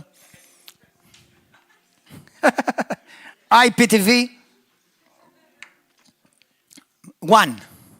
Illum li jiena nifhem b'revelazzjoni għal glorja tal-Alla dejjem. Xi tfisser topera bordni forni apostolika. One. Anka llum il-ġurnata meta jiġu nisaw, jipritkawaw, aħwa, djakni, make sure li qabel ma jiġi xi predika hawnhekk u jagħmel xi bażwira nobis. Number one ħantikom twissija minn issa. Min jitla jipritka fuq daw il-pulptu u jagħmel bażwira fuq il-pulptu, millum il-qudiem fuq il-pulptu ħanibda nikkorreġikom. Jista' jkun apostlu sow, profeta sow, master sow, whatever. Jekk tagħmlu d-bażwira fuq il-pulptu dak il-ħin niksirkom quddiem kulħadd. Nikkorreġikom quddiem kulħadd. Mhux qed ngħid li saret mill-poplu tagħna, imma kien hemm fil-passat li jagħmlu din il-balbuljati. Biex intkom tkunu tafu li dan mhux pulptu li jitlu fuqhom il-purċinelli jippurċinella. Biex jekk taraw li xi ħadd jippriedka u tara l-pastor tiegħu jibdew jitolbu fl-ispirtu. Surra babba baxxinda, riseka, hallelujah, the end of time has come. The end of his time is about to come. Amen. One. Tinsewx, ara xettilkom. Jekk taraw xi ħadd jagħmel xi paprata, l-ewwel waħda nagħlaq għajnejja, it-tieni waħda niftaħhom meta jberraħ. Amen. Għaliex dan mhux pulptu kwalinkwa. Dan huwa pulptu apostoliku li jkellem pajjiżi u nazzjonijiet. Amen. U jekk jiena nagħmel żball, jiena rrid nikkorreġi lil nifsi. U dik kemm il-darba qedtilkom kemm ilha waqfa din il-Knisja. Nagħmel żball jekk nagħmlu fuq il-pulptu, ovvjament mhux jekk nagħmlu d-dar u x-xawer. Sewwa. Bħalma nħobb ngħid, jekk tiżbalja privatament, indem privatament, jekk tiżbalja pubblikament, tindem pubblikament. Dak kulħadd, il-Papa, l-Isqof, il-Kardinali, il-Pastors, l-Apostli, kulħadd. Id-djaknu kollha, jekk tagħmel żball pubbliku trid tagħmel apologija pubblika. U tagħmilha għal Alla, għalik u għall-Knisja. Mhux biex inti tieħu l-prosit minn xi ħadd. Avolja qabli tbirek il ġieħod u qabli tkun ta' eżempju għal xi ħadd biex jindem warajk ukoll. Jgħid tara ħanamel bħalu għax jiena wkoll żbaljat. Amen. Mela number one, jiena niċċekkja għax daw kollha prinċipji bibliċi. Meta jkun hemm predikatur jew xi ħadd qed jibxandar, u l-lum il-ġurnata faċli ssir predikatur, kemm tiftaħ account fuq Facebook u ssir predikatur. Sewwa semgħuha. Dan il-persuna jew din il-persuna qegħdin taħt awtorità spiritwali. Or xi ħadd li huwa xi lone ranger joperaw għal rashom. Kemm noboda l-espressjoni I'm an independent Christian. Liema frott tal-Ispirtu hija dik? Liema don tal-Ispirtu Santu hija independent Christian or independent church? F'liema passaġġ fil-Bibja siba dejjek jogħġbok? F'liema kapitlu. Independent Christian. Independent Christian fisser jiena ma kont kapaċi nissottometti imkien u lejn ħadd. Jien nagħmel li rrid jien. U minflok qatt nistenna sakemm jiena nitla bħala iben f'dar, jiena kont ribellus, laqt mid-dar u bdejt ix-xogħol tiegħi mingħajr ma ġejt minn bawt. Intom qed taqbdu xi ħaġa u qed taqbdu xi ħaġa. Hello. Amen. Infatti din importanti, kien hemm wieħed jismu James Kawalja. Morru waraw it-testimonjanza tiegħu fuq YouTube. James Kawalja jismu. Dan kien ex-warlock, jiġifieri kien saħħar ta' fuq is-saħħar kollha fl-Afrika, anke kien għamel żmien jgħix Malta. Qal, meta sib Knisja Apostolika bħal River of Love, qal il-qawwa tiegħi ma setax taħdem. Qalu llum il-ġurnata inħeġġeġ il-Kristjani kollha biex ikunu taħt kappa apostolika spiritwali għaliex ikunu suscettibbli għall-attakki tad-demonji faċilment. Għax id-demonji jarafu l-awtorità. Amen. Morru simgħu testimonianza tiegħu.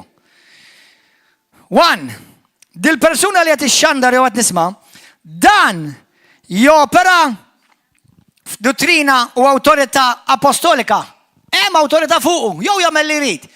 Min għandu jew għandha lil min jiġħad jitkellem fuqha f'ħajjitha. Per eżempju, riċenti kellna l-evangelista Nawsika, x'jisimha bħalsa? Nawsika della Valle. Kemm minnkom kontu hawnhekk għal Nawsika della Valle?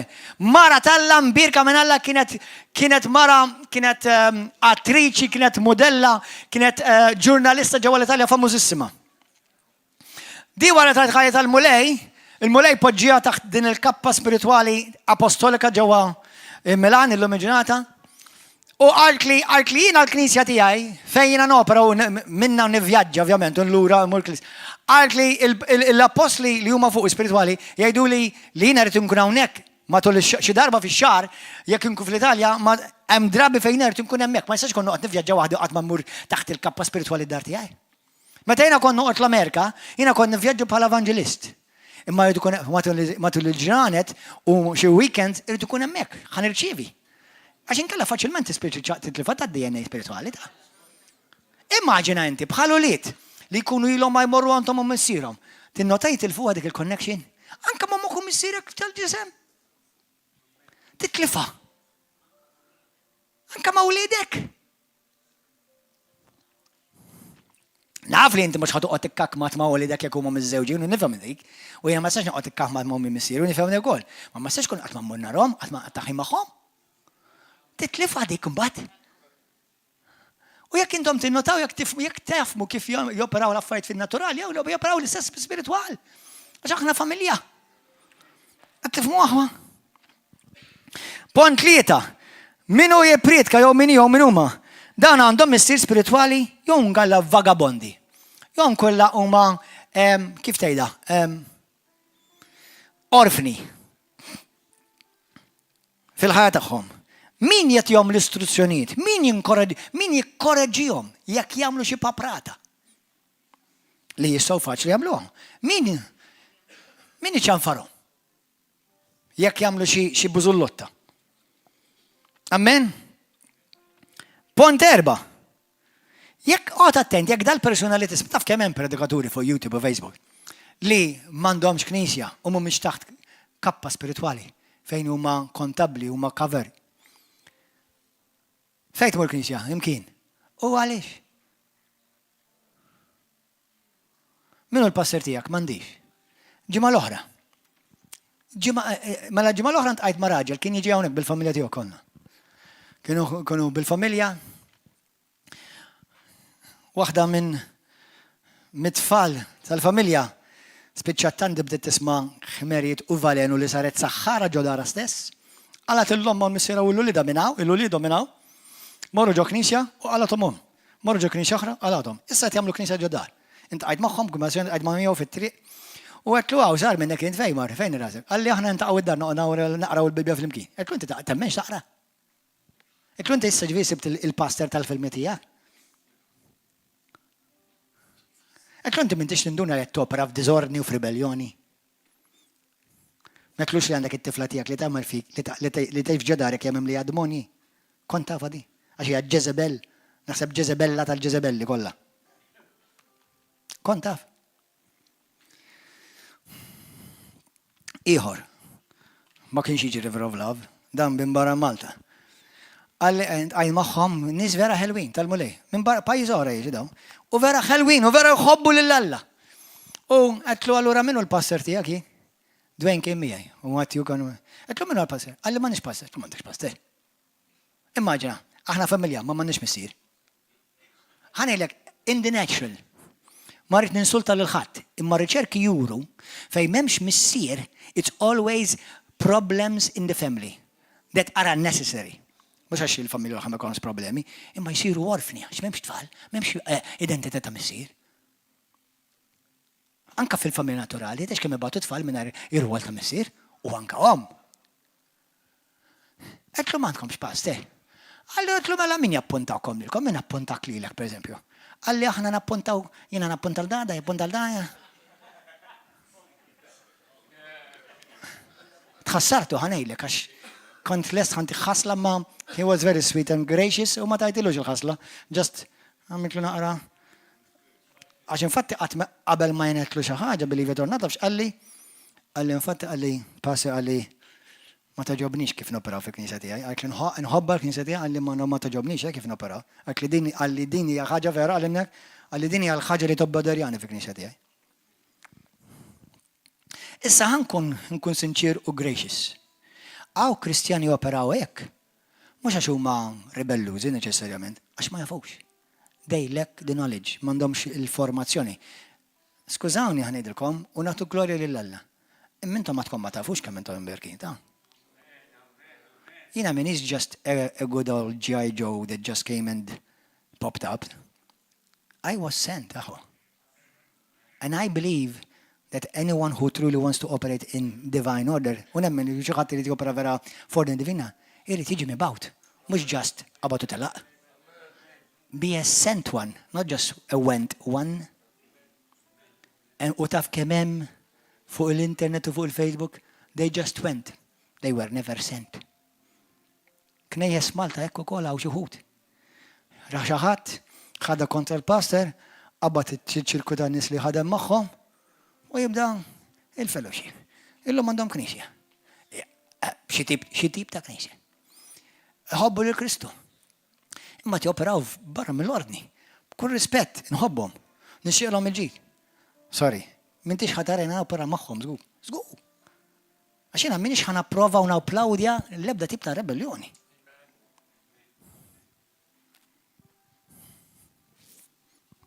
Imma fid-dinja jeżistu ħafna hekk, Malta wkoll jeżistu, imma fid-dinja jeżistu ħafna.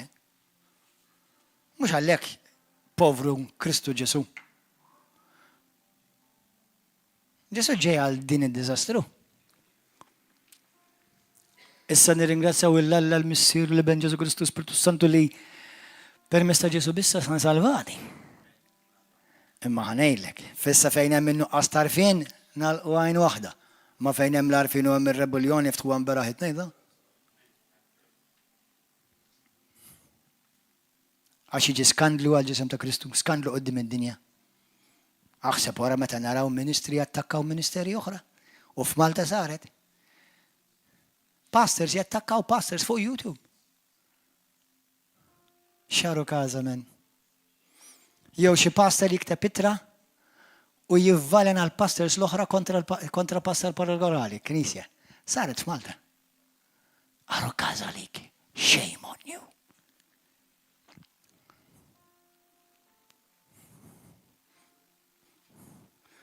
Mill-ma awtorità jiena, x'liema awtorità Alla tani lili, niġġudika il-dawk ta' barra minn familti.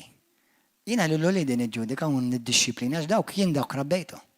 Imma dawk li mhumiex ulidi, ulidek ma nistax iddixxiplinhom jiena, dawk ulidek inti tiddixxiplinhom. U hekk topera l-Knisja.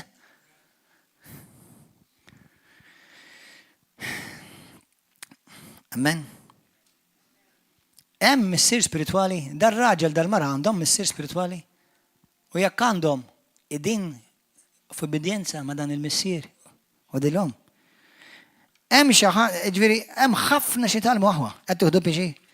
Tuni ftit minuti oħra ħa nispiċċa, naf lilhom l-erba' ma irid nispiċċa dal-messaġġ.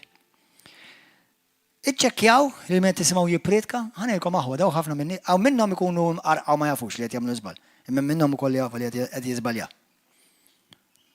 Imma jiena kieku ma nisma' l-ebda waħed minnhom jekk m'għandhomx daw il-prinċipji operaw f'ħajjithom. Iċċekkjaw jekk dan abaċċu telaq minn x'imkien. B'diżobbedjenza, b'ribellioni. X'ma kienx kapaċi jissottometti jew jissottomettu. Jew nkella jew ġew imkeċċija. Ġew imkeċċija.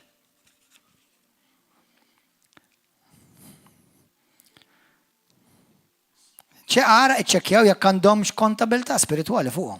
Il-min qed tisma' jekk joperawx għal rashom. Ara jekk daw jipprattikawx id-dottrini u jgħalmux id-dottrini fondamentali tal-Knisja apostolika. Jemnu fit-Trinità, jemnu li Ġesu Kristu huwa l-Ibn tal ħaj huwa divin u etern. Jemnu li aħna salvati bis permess ta' grazzja permess tal-fidi. Jemnu fil-fejqan divin jew jgħidu lil fejqan spiċċallum li għadha m'għadux fejja. Jew jgħidu lek xi ħmerija u dawa oħra, Alla jibgħat il-mar biex jgħalmek. Jemnu li titteħles in-nies minn taħt il-qawwa u s-seta tax-xitan u jkeċċu x-xjaten, jew jgħidu daw m'hemmx iktar ta' xjaten illum, issa dawk l-Afrika biss qegħdin. inbalalu biċ-ċertifikat. U ntik iċ-ċertifikatin.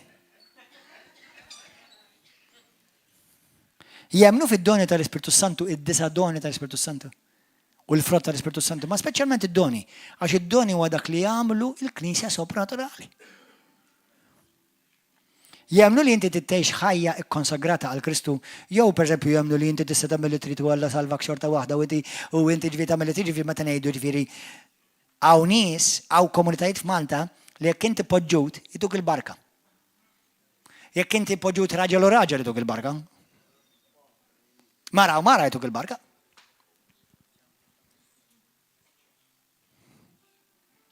Komunitajiet f'Malta jeżistu hekk mela. Aħrab, għax il-ġudizzju li ġej fuq ukoll. U mill-istess spiritu li qed jopera fuqu, int qed tistiednu jiġi fuqek, anzi diġà hija fuqek. Aħjar taħrab u tiġi konsagrat u titnaddaf. Jemnu fil-messaġġ tal-fidi? X'infieri? Għax impossibbli toġob il-Alla mingħajr fidi. Kif tista' tgħid li jiena Kristjan u ma nemminx fil-fidi, jew fil-messaġġ tal-fidi? Impossibbli. F'kollox toġob il-Alla biss bil-fidi, kollox. Inti taf li hawn nies li jgħidu jiena nemmen f'Ġesu, imma taf li pereżempju Ġesu tagħhom ma jfejjax jew ma ħles mhix jagħti. Mela Ġesu differenti. Taf li hawn min jgħid jiena nemmen f'Ġesu imma Ġesu tagħhom ma jsalvax. Għax jemnu pereżempju li inti titlob il xi ħadd ieħor, entitajiet oħrajn. Hawn nies li huma tant huma boloħ, msiken u żvijati u mqarqa li jemnu li diġà Ġesu ġie jew joqgħod Londra, jew joqgħod fejn joqgħod hemmhekk Somerset, jew joqgħod il-Messiku, jew joqgħod ir-Russja, jew joqgħod is-South Africa, jew South America. Ma nafx li wieħed minnhom hu Ġesu. Imma da hemm nies numri kbar li jsegwu l daw it-tip ta' Ġesu, jkontu tafu għandhom. Jemnu li Ġesu ġie u jgħid pereżempju jgħid Somerset l-Ingilterra. Tkun verament moħħok ġie ħajġekkjat biex temmen daw il-baħnanati. Imma Ġesu ma passer mill-Bibja ta' jaqra. Imma inti ma tafix il-Bibja, m'intix kapaċi tiddexxerni. Isma', ħafna li qarqu ma jgħidux di temminx il-Bibja, ħafna Kristjani tqarqu. Għax jitqarqu għax qalhom il-Bibja, m'inti taf li intom li mhux kull ma huwa fil-Bibja huwa għalik. Konti tafa di li mhux kull men fil-Bibja għalik. Dak li huwa għalik huwa dak li huwa fi Kristu. U dak li huwa fil-grazzja u li tkattru u tħadnu bil-fejdi.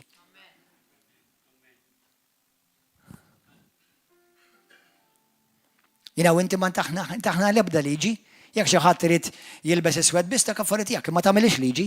Jekk xi ħadd ma jridx ikoll seashells jew ma jridx ikoll fenek u ma jridx ikoll qarnid, għamel inti ma tagħmilx liġi. Jekk inti tittamel velu fuq rasek għax kull knisja whatever, għamel, ma dik għamel għalik ma tagħmilx liġi u tagħmilx mezz ta' salvazzjoni jew mezz li għax minn għalik ħatoġob il-Alla aktar. Għax issa taqaf legalizmu. Kristjani ġi li rajt nies jilbsu l-velu, imma tagħmilx liġi. Għax dik biex dottrina fl-Iskrittura, dik hija drawwa, Pawlu jagħmilha ċara. Dottrina hija id-dottrina tal-grazzja, salvazzjoni permezz tal-grazzja bil-fejdi biss. U wara kollox, id-drawwa tal-Maltin u tal-Afrikani tafu li hija differenti? Taf li jekk inti tmur il-Philippines għandhom drawwiet oħra? X'għad tagħmel jekk tmur l-Afrika u l-Philippines tħaġġib id-drawwi tagħhom ġibhom Malta? Mhux hekk nibqgħu. Umbat jibdaw jifgawk minn flok jilliberawk. Sew min jipritkom u sew min jiprattikom. U sew min jismagħhom. Għalhekk titoqgħod attenx isma'. Amen.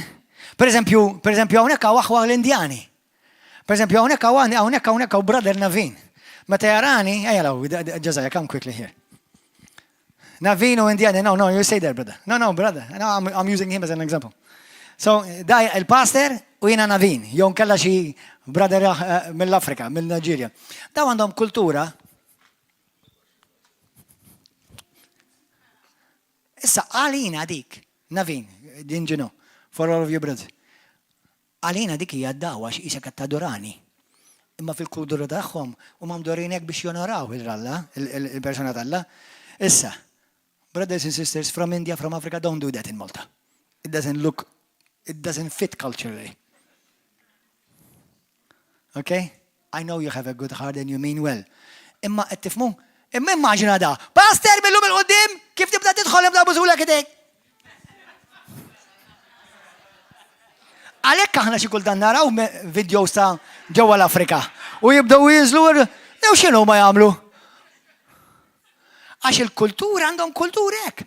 Pawlu beda jitkellem fil-Ità ta' Korinti fejn hemm ċertu kulturi. U għalhekk għalhom drawiet ja ħasra. Mhux dottrina.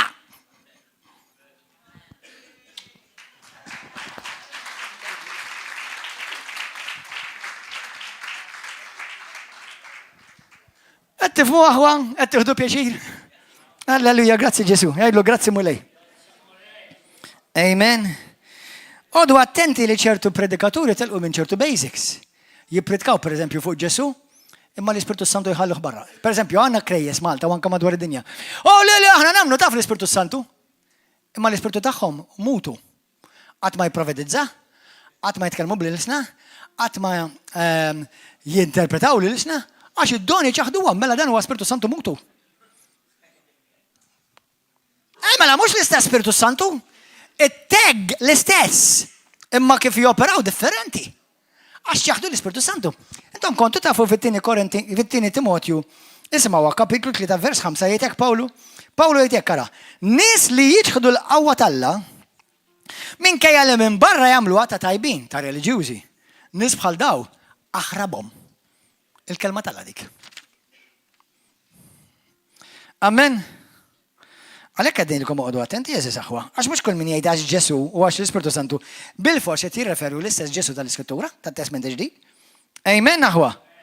Halleluja, ħafna li ċaħdu l-sopranatural tal-Knisja. Saret biss reliġjon. Amen. Ara jekk daw ċertu predikaturi li jinti forti isma' jekk intom issaqsuni ngħidilkom hekk hux wieħed hekk sajab jew le.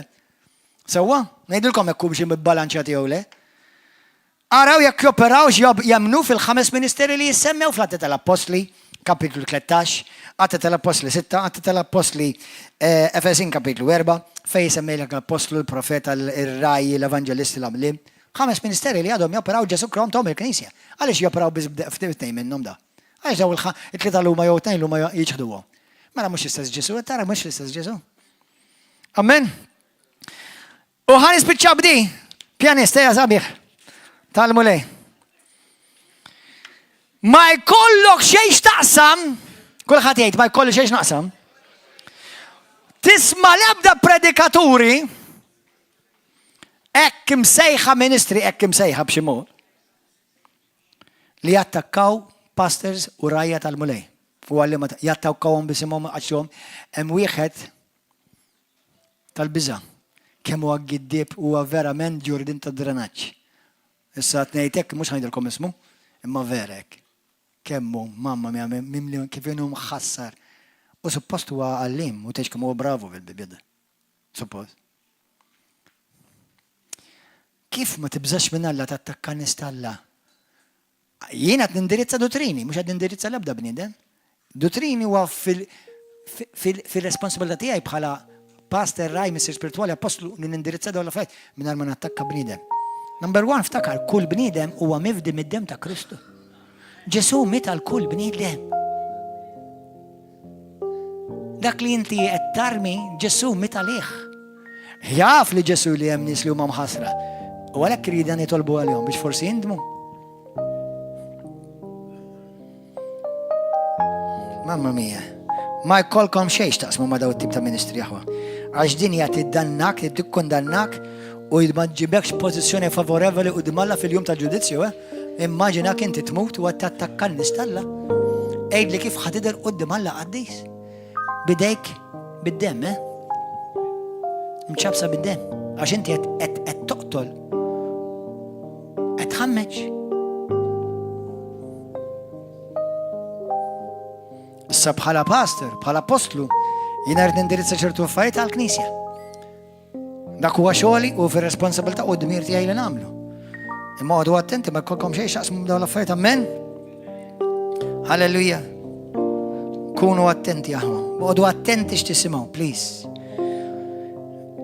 Imixxu fil-biża' tal-Alla. U ħanispiċċa bdej jisimgħuha. Jekk jiena u inti rridu nikbru vera, nikbru fil-grazzja. U rrid naċċella, كمان منكم تشتقوا تتشلوا في المشي تاعكم في المولى يكبر في المحبة ملا يكبر في المحبة في عين الله ولا يهوتك سبيشالمنت هوتك تالكنيسيا تياك الأخوة كلها أخرين كل إما تافلي هيكون هم أخوالي أنت ما تنساش تفضل السيمبل از ذات خبة مما تنساش تفضل سواء عشان تتافلي بيرزامبيو مش يديو بيراو سيو تخبوا ما تطلب عليهم تخمجهمش تفعلنا خامش اش كل خط يستعين ده امين ثانك يو جيسوس افتكر الاول كورنثيين كابيتول 8 الاسكتوره تقول لك لا عارفين نفحك المحبه تبنيك عليك جيسوس يقول لك الاسكتوره تقول لنا داونو مالك لك ثلاثه امبورتانتي الفيدي التامه والمحبه ولكتر المحبه امبناو في داو وخان سبيتش بدين الفرازي ونطلبه يقدك لي انت التسمع يقدك لي انت تشندر يو بشموت من عليك التالة مخوكا يك مش تبني الكنيسة في الجراتسيا كل ما تعمل وقت يبني وقت ينفخ لك راسك it's not building anyone it's just building your ego it's not growing the church it's growing your ego only that's all عليك قدوة تندي هيني طلبه اطلب معي مستر أديس grazie الكلمة أديس أتيك سبيرتو سانتو علمني ندشرني من الكلمة تياك بسبيرتو تال جراتسيا وبسبيرتو تال محبة مولاي أوريني فين ينزباليايت وفين ينزباليايت نندم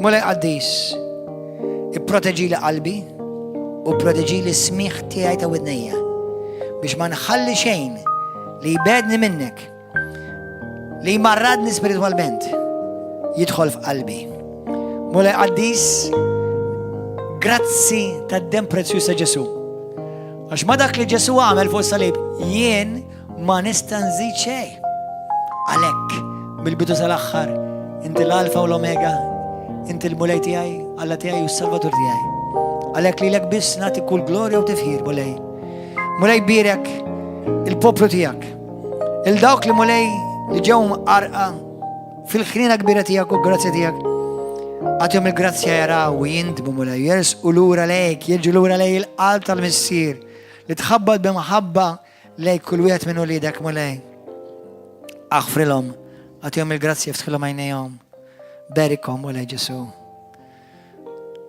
علمني مولاي لبش في الجراتسيا دي أكينا نكون بنكبر صدق اليوم اللي سياح اللي بيش نكون مياك جراتسيا جسو ليلك كل جلوريا وتفهير في اسم جيسوس كريستو أمان كاو شغلت الليلة نافل اللوم دومت ما كان سبيتشر مسج اللوم اسمعوني أو شغلت اللوم يشين ياتي خيطو الجسوا وليديك أو شغلت يشين ياتي خيطو الكريستو وليديك أو شغلت اللوم الأول ضربة في خيطك كل خط بالوفقة خانيت طالبة معكم بس أخوة فوق التلفزيون فوق اليوتيوب فيسبوك ياك أنت تشئ تاتي خيطك الجسو ياك شخاجة اللي نهايت لا تتك تخليش تفندك هنا ما سميت لب دسم خافنا فايت لي يستيابليكا والخافنا نيس أبارت اللي يستيابليكا كله عليا وكل إما إحنا نريد نربلو داك اللي نسمعه لنفوسنا ما ونقول نربلو خطي وهلي اللي نسمع أمين ما كنت تشيت هذا خيتك الجزء كريستو لما الأول ضربة يد الطلبة وراي لما أديس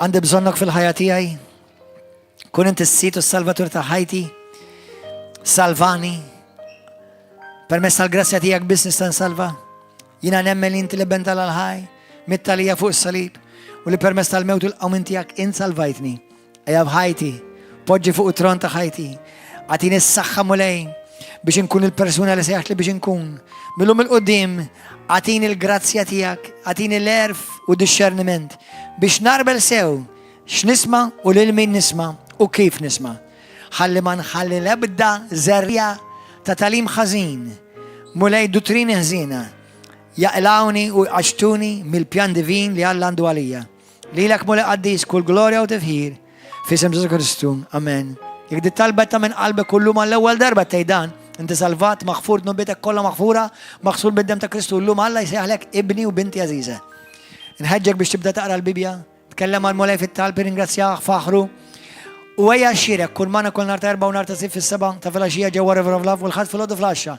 وبليز لو كل اللي انتم سمعتوا هذا المساج نافلك انت شيء طويل اكثر من تصلتوا اما وقت من اكثر مساج اللي عم بزون ينستمع بشاخنا نب او ساخ الاخر سبيشالمنت اكثر بدنا نراو الاخر دازبنيت بش خط بالبوبلو ده ما يتبيت من الفيدي ونوبراو فورني كيف تجب الله وجيب جلوريا لله.